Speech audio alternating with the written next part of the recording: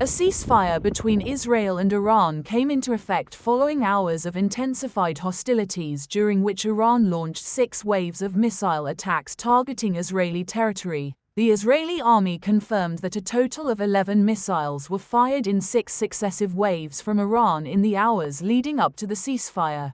Iran launched another ballistic missile attack in response to Israeli strikes, with missiles reportedly seen in the skies over occupied East Jerusalem. Local reports said air raid sirens were triggered in the city as the missiles approached. According to the Israeli Emergency Medical Service, at least 6 people were killed and 15 injured, some critically, after a rocket struck a residential building in the southern city of Beersheba. Explosions were also reported in Tel Aviv and central Israel, Israeli media said.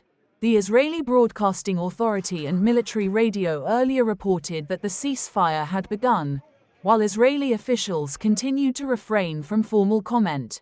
Israeli Prime Minister Benjamin Netanyahu had instructed ministers not to speak publicly about the truce. The ceasefire was initially announced by US President Donald Trump, who said it would involve a phased halt to operations, with Iran beginning the ceasefire first and Israel following 12 hours later. A full end to hostilities would then be declared at the 24th hour.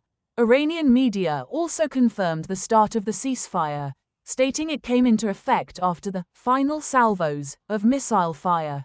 The Israeli Broadcasting Authority and military radio earlier reported that the ceasefire had begun, while Israeli officials continued to refrain from formal comment.